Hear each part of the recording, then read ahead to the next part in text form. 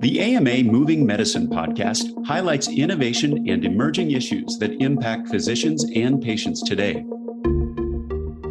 Hello, this is the American Medical Association's Moving Medicine video and podcast. As we begin a new year, we thought we'd take the opportunity to look back at AMA's work over the past year in several key areas and also find out what's in store for 2022.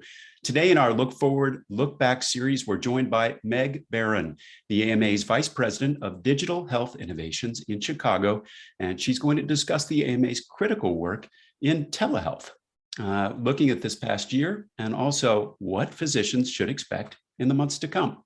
I'm Todd Unger, AMA's Chief Experience Officer in Chicago. Meg, thanks so much for joining us. Why don't we just start and take a look back at 2021?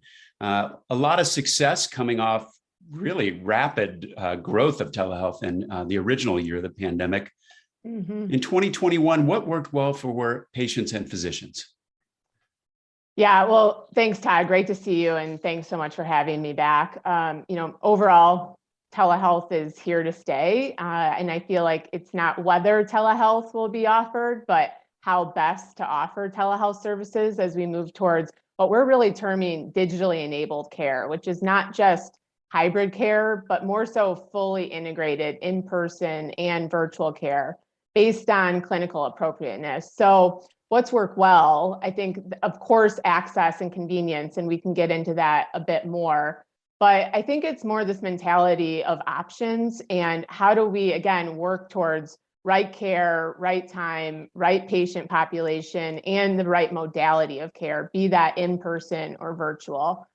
We know that both patients and physicians want telehealth to continue, and also that they want the option, right, and convenience, and again, access of that virtual care modality to stay in place in addition to in-person care. You know, it's interesting because I've had the chance to talk to you several times and a lot of different physicians, medical educators in regard to telehealth. And, I think people always think about the technology first, and that is, a big part of this is how to actually execute it. Then there is the training part for both physicians and patients for that matter. Then there was the back end part, let's just call it, about payment, where advocacy was a big part of this. When you think about this ecosystem now and all the things that it takes to bring telehealth, the promise of it to bear, like, are the kinks worked out? What still remains like rough here? Yeah, I mean, so yes, in short, while there's of course room for improvement, I think we go back to what we're seeing at both patient and physician level. Of course, they want this to continue as an option, but there's definitely room for additional optimization just across the board. So first, looking back, right, from past research we conducted with partners this year, for physicians, 80% indicated telehealth increased timeliness of care with their patients. 75% indicated telehealth allowed them to provide high quality care. So these are great stats, and over 70% were motivated to increase telehealth usage in their environments. From a patient perspective, and again, we've done research in this space, but we've also point to and have connected with the likes of JD Power and Rock Health.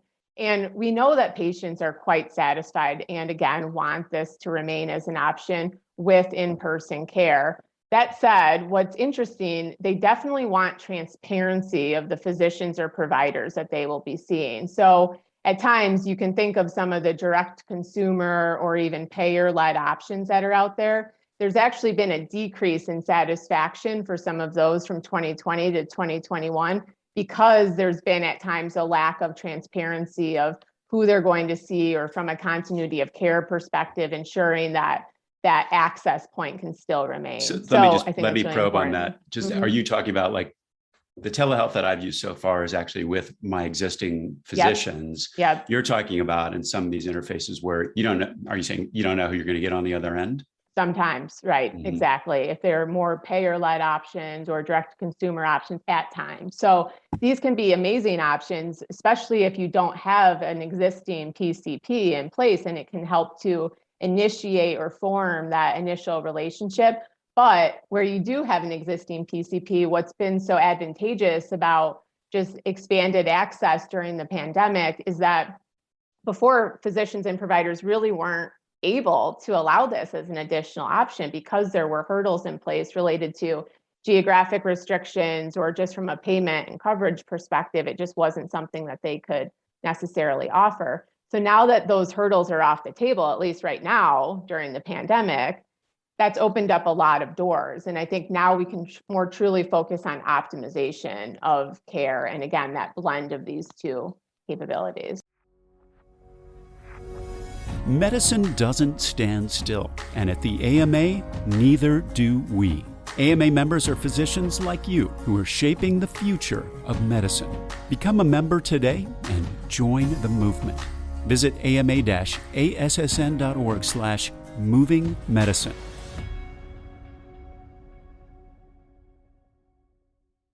When you think back to the kind of original, first few months of the pandemic, one of the most downloaded resources at the AMA was the telehealth implementation playbook that you put together. Yep. And when you think about kind of what was in that and the guidance that you suggested there, what do you think kind of met your expectations about how it played out versus what do you think, didn't? Yeah, I mean, well, again, to look back first, right? I mean, the fact that more than 50% of physicians use telehealth for the first time during those first few months of the pandemic is a pretty staggering statistic, right? And then again, to build on some of those statistics I was just saying of, nearly 60+% wanting to do additional telehealth in the future.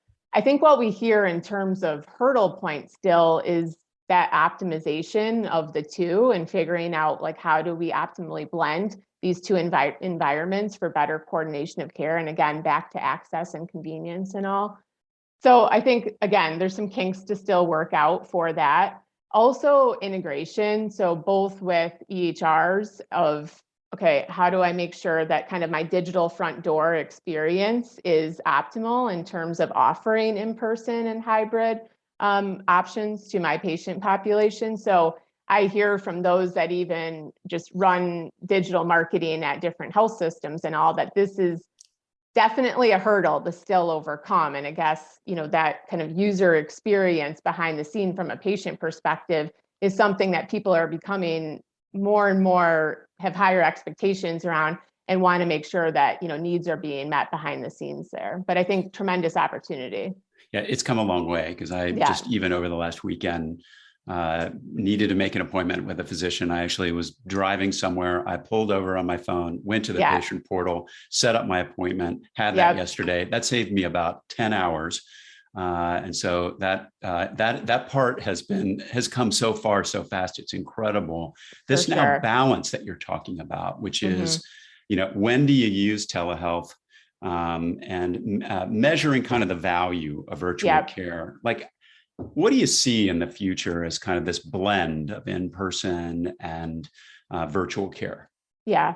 So this is really important, an area that we'll be additionally diving into in 2022. But already this year, I mean, recognizing the need for virtual and in-person to additionally meld for a better care experience, we realized we really need a better way to measure the comprehensive value of this. And again, moving towards this digitally enabled care environment to help us achieve better health outcomes. So to this end, we worked with Manat Health and numerous collaborators such as Ochsner, City Block Health, MGH, a mix of small practices and even telehealth vendors and retail environments themselves to better understand how they were currently measuring the value of their virtual care programs and then how they plan to for the future. And again, this mix of recognizing we need in-person care, of course, but how do we optimize the virtual components of this, not only from an ROI perspective, but more broadly as it relates to outcomes for clinical outcomes, for patient and physician satisfaction and caregiver satisfaction, for patient access, and for health equity as well. And I think that's something that additionally comes up in terms of just options that this has created in terms of equity. And like you were saying, I mean, now from a patient and consumer perspective, when I want to see a physician, I do have higher expectations of, I don't really want to wait necessarily X number of months per se, especially when there are other options on the table. Now, that said, I want to, of course, continue that relationship that I do have. And from a continuity of care perspective, this just helps to really open doors to a better optimized, coordinated care experience overall. Yeah. And for me, and I think for a lot of people, yeah, I want to see my own doctor in that way, not yes, not different. I'm curious, and I want to probe a little bit about this question of value. I think the term you use is return. Was it return on health? Yes, that's so right. talk to me about, like, when you are looking to try to measure value and try to capture that in regard to the context of telehealth. Like what are the dimensions? What do they look like? Yeah, so we actually created a value framework that looks at how physicians in different practice sizes and payment models with varying patient populations and different telehealth modalities that they were using, right, depending on those needs, were experiencing and quantifying the value of virtual care. So we actually built out a framework that takes into account what are your practices, like environmental variables. So again, what's your payment like arrangement? Are you fee for service or are you value-based care, right? What's your practice size? Are you a large health system or are you a small like practice? What is your patient population? And then what are your goals overall? And then it looks at, well, what are the value streams that you are wanting to create value around? And it helps just to create more of a dashboard or snapshot view of what this can be. And what those value categories are what I was mentioning around clinical outcomes, access to care, improvements for patient, caregiver, and physician satisfaction. And of course, ROI and financial is incredibly important, but you can see how there's kind of a double click into any one of these categories that helps to get you to better ROI if telehealth can help to open up for higher acuity of cases of those that you actually have to see in person. Never underestimate the value of defining the metrics and then figuring out how to measure them. Are you drawing any early conclusions based on the development of this framework and those that have participated in the study? Yeah, great question. So the report for our Return on Health report and also framework is available at www.returnonhealth.org. And we are already seeing, and we have a number of case studies that we've already spotlighted to showcase the value that different practice settings are seeing in their own environments. That said, we want to do more of that. And we have an active campaign with our colleagues in advocacy. That's a physician grassroots campaign where we're asking and soliciting this information from practices all across the country. And this is really important for a few reasons. Of course, we just want to know, and we want to have better aggregation of data to be able to showcase, again, what's working, what can get tweaked, where is there the best clinical appropriateness based on different specialty settings. But also, this is incredibly important from an advocacy perspective and policy perspective in terms of what's at stake, right? And again, the allowances that have been made from a pandemic perspective have allowed for all of this increased access and convenience, and we definitely don't want to see those roll back. Meg, you mentioned folks can go to www.returnonhealth.org to take a look and dig deeper into this framework that you're talking about in terms of additional resources that folks can consult in terms of improving their implementation of telehealth. What else are you working on? Yeah, so in May of this year, we launched something called the AMA Telehealth Immersion Program. And what this is based on a number of just touch points that we have with practices and health systems across the country and more hands-on support that we are providing to a lot of them to help get telehealth adoption initially off the ground. We wanted to create a series that focuses more on optimizing telehealth in your practice. So this is a series of educational modules, webinars, boot camps, and peer-to-peer learning sessions that, again, focus on moving beyond just adoption, but really optimizing telehealth in your own practice environment. So since launch in May, we've hosted 13 events and sessions, and we have collaboration with over 24 state and specialty societies on this series. And topics include and really range from operations and getting that additionally worked out, or any kinks that potentially you're experiencing there, clinical case studies. And we found this to be really powerful And we've heard great feedback from, physicians across the country that they love hearing what their colleagues in different specialties and different practice settings. So for instance, we've had, folks share from a concierge medicine perspective all the way from like a very large health system perspective, how they're handling different really use cases, or again, approaching their different strategic initiatives as it relates to telehealth and virtual care. That's one of the things if I had to name things that we've learned over the course of the last year is that kind of convening and giving physicians an opportunity to talk to each other, regardless kind of a practice setting, and figure out what those best practices are, because we are still in learning mode there. Yep. Is there any place that folks can find out more information about what is coming up in terms of this immersion program?